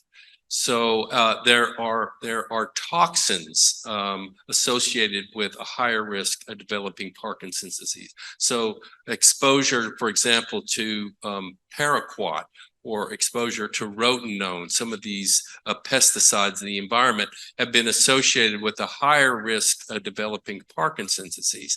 Now, we all have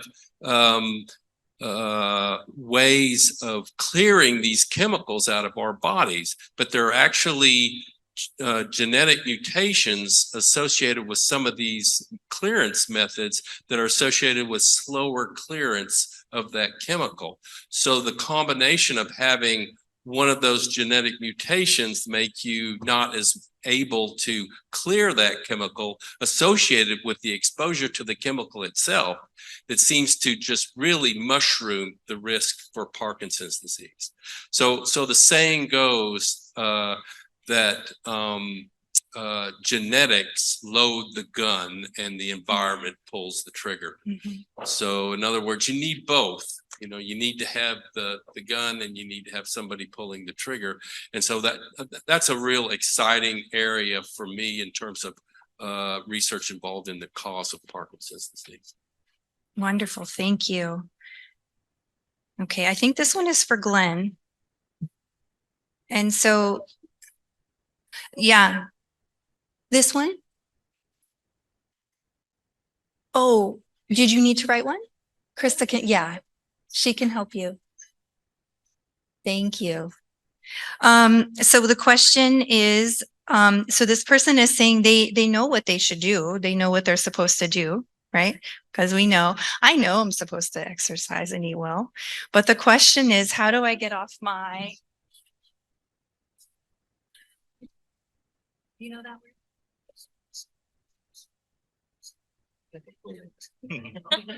How do you get off your okole? That's the question.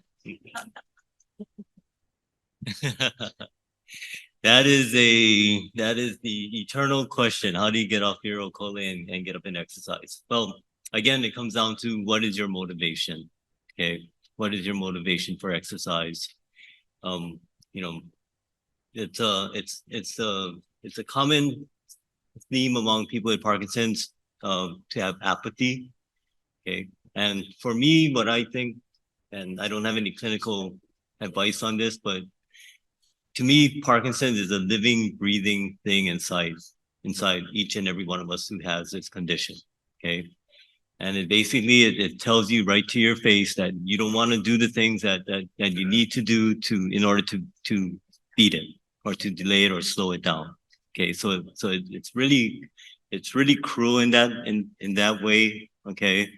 So how do you overcome it? You need to think about why it is that you want to exercise. Okay. Again, it goes back to the question, what is your why? Okay. Mhm. And if you can identify what is your why. So maybe your why, and everyone's individual. So maybe the why is I want to travel. Maybe the why is I want to play with my grandkids. I want to play golf. Or maybe the why is I just want to be able to go in the yard and pull weeds. Okay, whatever that why is, okay, you need to tell Parkinson's that is how I'm going to beat you or slow you down. Okay, that is what took me to do it. Okay. Thank you. I learned a new word today. I'm very proud. Teach you more. Yeah, come on, hook me up. Dr. Terpak, can you have both DBS and the Duopa pump? So that's a very interesting question. So, and I might even tag in Dr. Gao on this one a little bit, but oh, sorry, my bad, guys. Can you guys hear me now? I feel like that's better. Okay. So that is a very good question. I would say in my limited clinical practice, usually patients tend to have A or B. Okay. And so if you are a candidate for deep brain stimulation, so of the things, we tend to go more of that route. Duopa in and of itself is ideally designed for folks who may not be as good of candidates for DBS. But then again, you'll also find other practitioners who argue that, hey, if you're a candidate for DBS, you're a candidate for Duopa. So again, this goes back to that personalization of medicine and what works best for you. So in truth, and when we have patients, they usually have A or B, at least in my experience. And so again, I'll tag in Dr. Gao here if she happens to know patients who do have both. I can't speak to that clinically myself, but people who do, let's say if you chose Duopa, they end up being on it for the long term and they're very happy. Similarly with deep brain stimulation. So, and ultimately we're hoping to not just throw all these different things at you as well, right?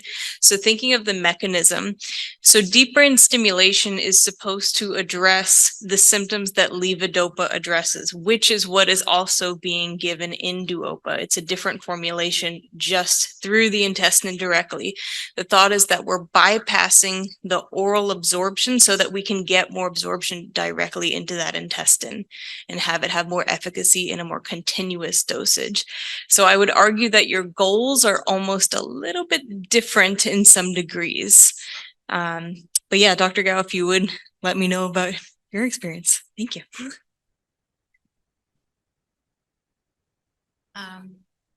Can everyone hear me? Yes, so both treatments are generally considered options for treating the advanced symptoms of Parkinson's. The idea of Duopa is to level out the intake of levodopa, whereas patients on oral levodopa, when they take a dose, they sort of get that blood level that peaks, and that's when they have their best benefit. But as it wears off, people often will feel, the effect of wearing off. So Duopa is meant to take away those kinds of peaks and troughs of oral administration and smooth that benefit. Deep brain stimulation is also used for these on-off fluctuations, but it's essentially a way to treat the symptoms of Parkinson's bypassing levodopa medications entirely. So if someone is a candidate for deep brain stimulation, then generally that serves as a treatment for all of those symptoms. And on the other hand, if somebody is a candidate for duopa, if they are willing to consider brain surgery, then DBS offers additional advantages compared to duopa, including, again, reduction of medications leading to improvement in dyskinesias and other medication-related side effects. So generally speaking, they're very similar. So we don't usually have people pursue both. Got it. Great question. So May I repeat it quick? Yes. What makes a good candidate for DBS? What's the question? Great question. So in general, when we consider candidacy for procedures and surgeries, we are kind of weighing the potential benefits for how much this can help someone versus the potential risks, how much potential harm, how much potential danger are there. And so the benefits generally are related to solving those issues, those complications of Parkinson's. So for instance, somebody who does have a great on time, but they also have those off times. Somebody who has, a great response to levodopa, but also has bothersome dyskinesias. DBS can offer really good potential benefit for those symptoms. But if a patient doesn't really have a great response to levodopa, or they have other motor symptoms that are harder to treat, for example, falling, postural instability, then deep brain stimulation doesn't offer quite as large of a benefit. And then on the risk side, we have, the risks related to surgery. So being a brain surgery, there are those risks of surgical complications. And because it involves implanted device, there's risks of infection, and those will depend, of course, on each individual and their characteristics. So any other medical conditions or, increased risk of infection or being on blood thinning medications, et cetera. There's also a risk of increasing cognitive as well as psychological impairment or problems. So somebody who maybe has dementia or hallucinations, there's a potential for those actually getting worse with surgery. So yeah, it's not a simple question to answer. It really depends on each individual, which is why we have a large multidisciplinary team, including our physical therapist, a neuropsychologist who evaluates patients, and our neurosurgeon. So together we evaluate each individual and kind of have discussions with them on their kind of tailored benefit to risk profile. Is there an age limit? So no, not really. I've seen patients as old as 80, early 80s who have proceeded to get deep brain stimulation and have a great benefit from it. I would say that's not typical. Most patients interested and proceeding with surgery are I would say probably under 75 to 80. Compared to traditional brain surgeries, though, actually the risk for DBS is pretty low. It is invasive, but minimally invasive. It involves implanting an electrode into the brain. So actually, this is one procedure in which we generally actually have a higher sort of average age of performance. So no, there's not really a strict age limit. It's really on each individual's personal risks. Thank you.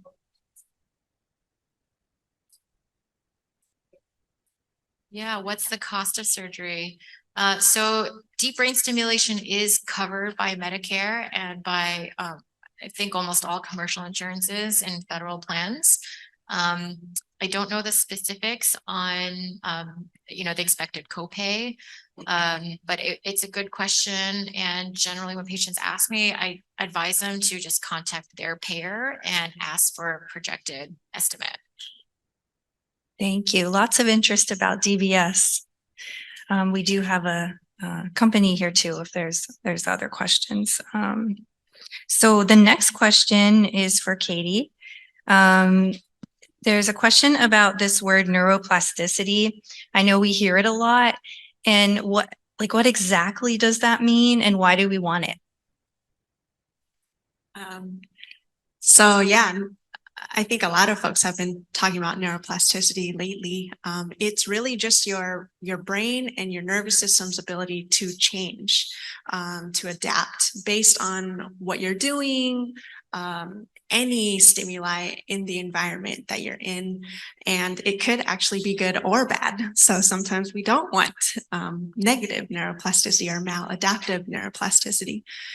So I think to me, it's exciting because it kind of gives us a sense of agency of like, okay, well, we have some control over the things that we choose to do, choose to eat, choose to think even.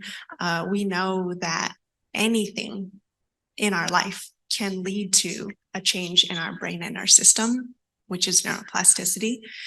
So I was talking about it mostly in regards to exercise, and it could be just any physical activity too, like Glen mentioned, what's your why? Like playing with your grandkids, that's a lot of physical activity depending on what age they are. So yeah, I think it's really more about being mindful and intentional about how you want your brain to change. Like, yes, currently you might be dealing with the disease of Parkinson's disease. The brain is doing a lot of things that you're not wanting it to do.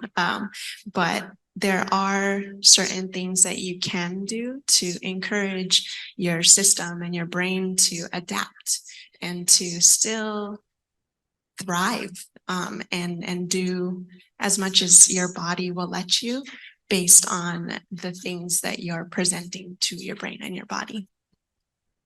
That's great. That answer. I definitely want that. I think we all want that. Okay, another question about these words that we're using. So, Brittney, what is multidisciplinary care, and what is team care? Because we talked a lot about that, and I think a lot of the speakers talked about that, how it's a whole team. What is multidisciplinary care? What does it look like?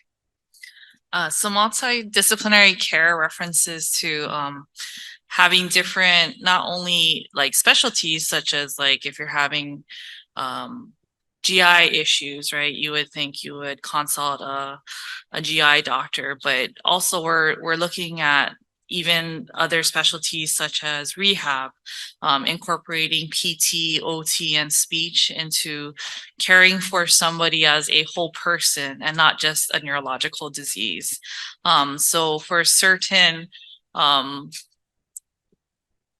things that we do in specifically our clinic, we do have what we call multidisciplinary types of clinics.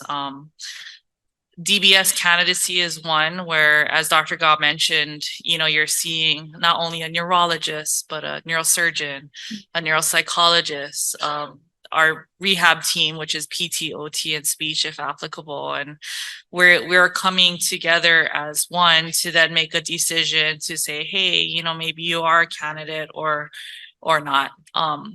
And as you know, Parkinson's affects every part of your life. And we also want to approach it in that way too. So we work closely with even other services like social work, case management, caregiver assistance is another huge thing that not a lot of people really think about, but is something to consider because Parkinson's disease can affect you in that way.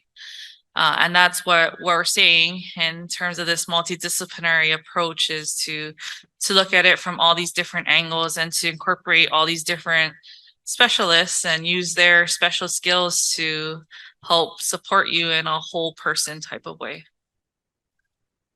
That's wonderful. Just a couple more questions and then we will go ahead and wrap.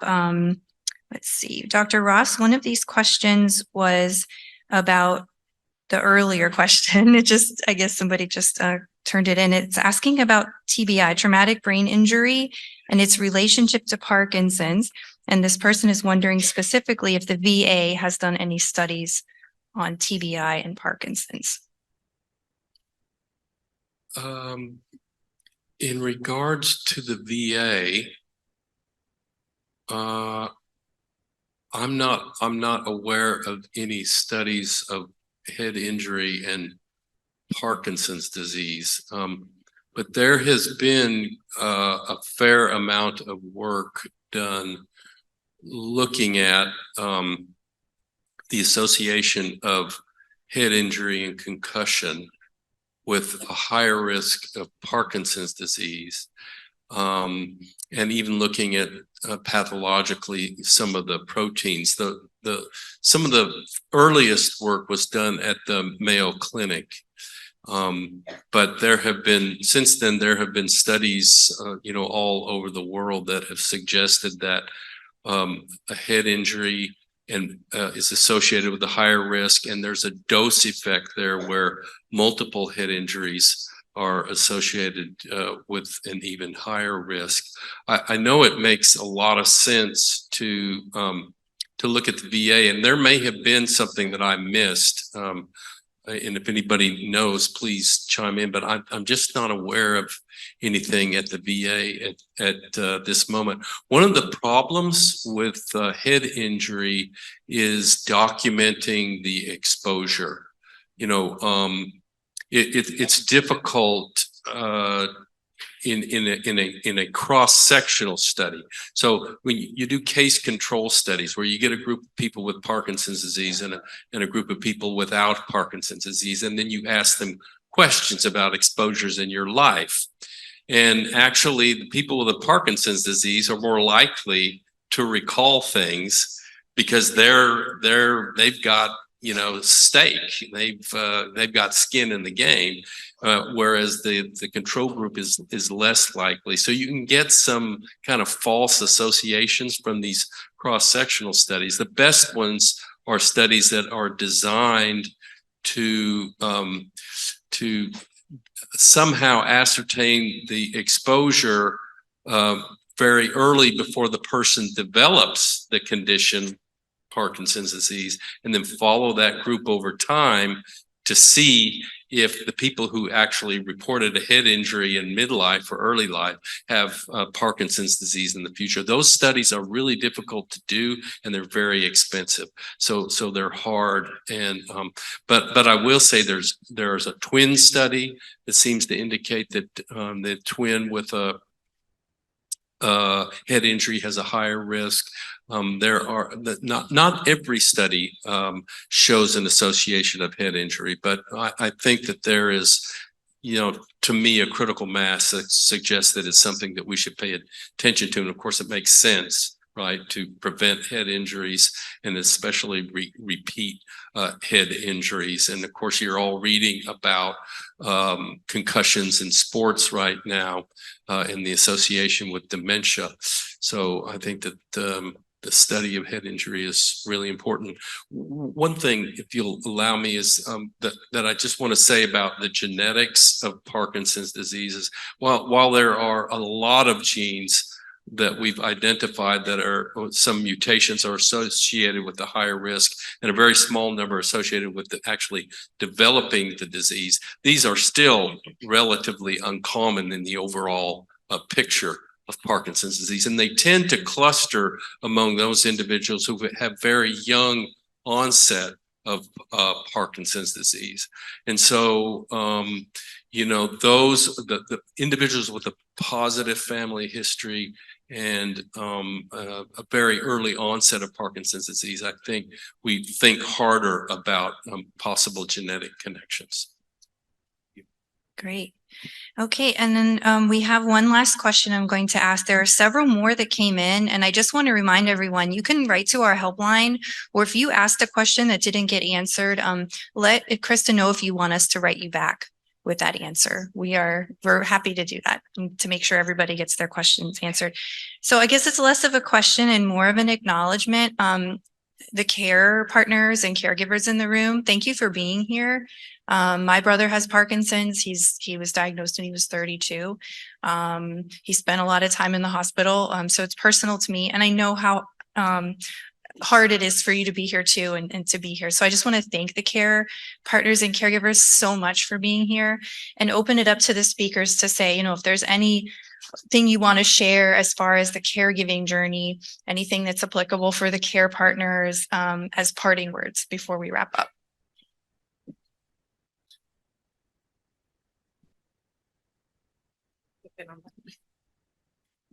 All right. So I completely agree with that. And so I haven't had a personal family member with Parkinson's, but my grandmother had ALS. So I do know what it is like to help take care of someone with a neurodegenerative disease. And it is very difficult, not just for the patient, but for the whole family. And so the fact that you are all here together, again, this is with the community, it's huge. It's everything, because it can feel very alienating. And so, especially when you want to be strong for either your partner or your family member and, make sure that everything's okay or as best as it can be, sometimes that's really hard. And I would also say, reach out to your providers as well. I mean, again, for us as, not just movement specialists, but again, in the multidisciplinary areas, we are all here for our caregivers just as much as we are for our patients. And if there's a way that we can help you, we're happy to do so. And, I just don't want you to feel like you're out on your own trying to do your best. Because like I said, everyone has a role to play. And if we can help support you, we'd like to do that. Because chances are we've been at least somewhat in your shoes. So you might be surprised that there are various resources out there. And one of the things is knowing your community. And that's something that's important to us. And so when we practice medicine, you want to go to a place that really knows the community that it serves. And I like to think that that's what we do. And so while we may not be perfect, you guys might inspire us to put something into place that could be helpful, maybe something that we haven't even thought of. So again, help us help you. That's part of our job as well. So I just want to say that, I'm not the care partner. I'm the person who gets the care, and, without Edie, my girlfriend, who's here, life would be really difficult for me because, she takes care of a lot of things, while I'm at work and while I'm doing what I'm doing. She's great at pushing me along, but she's also great at pulling back when she needs to. Okay, so it's an innate ability that she has, that, I don't know what it's like to be a care partner, but I can't imagine how that it's a piece of cake living with me. So anyway, and for those of you who are care partners and caregivers, the Hawaii Parkinson Association does have a virtual caregiver support group. Pat Bemis is the moderator for that group, and she's back there. So There she is. and Pat was a care partner for a long time as well. Forever. Yeah. And again, plenty of people willing to help. Okay, not only just the people who have Parkinson's, but the care partners as well. And then one more thing, I just want to say thank you, Sarah, and everybody at the Parkinson Foundation for coming here to Hawaii to do this educational event. I'm very pleased with the turnout. I think it's great, and I think it's a testament to what you guys have done for our community. So thank you very much. It's our pleasure. Thank you. Thank you very much. Okay, I want to mention for our care partners, yes, talk to Pat and join that group. I was very cranky and resistant about getting help because, I work for the Parkinson's Foundation. What do I need? I'm good. No, I need help. We all need help. So yeah, reach out for that. We have a webinar on November 11th. Krista is actually hosting it. Chris is in charge of all of our national programs, by the way. So anything that's virtual, I know now she's shy. Now she's shy. So she is the one who's going to host that. It's a webinar for care partners on November 11th. Okay. With that last question, we are going to go ahead and wrap. I want to conclude once again by thanking our speakers and our sponsors. We have a lot of people here who also joined Terry. I want to mention Terry. She's is she still here? The speech therapist. There she is. We have a lot of people who just came to learn. So I want to thank you guys for coming. Amy, who gave me the chocolates. Thank you, Amy. Where are you? Thank you for that. That's so sweet. We want to thank our program grantor, the Atherton, Family Foundation. We want to thank our generous sponsors, Acadia, AbbVie, and Medtronic. I want to thank our speakers, Dr. Bruno, Katie Wong-Thing-Ponka, Dr. Gao, Dr. Terpak, Dr. Ross, Dr. Guerrero, Brittney Taoka, and Glen Higa. So thank you to the Queens Medical Center and the Hawaii Parkinson Association. And thank you to our volunteers, Pat, Natasha, Mark, and Kai, also Nicole Gusty, who helped plan this. So this has all been recorded. Everything's going to be sent out to you on a link that we'll send to you through email. And again, if you had a question that wasn't answered today, please do go ahead and call us or tell Krista, give her your email so we can help you get that answer. We want to make sure everything gets answered. And if you want to order anything, call our helpline or turn in the resource order in the back. Thank you.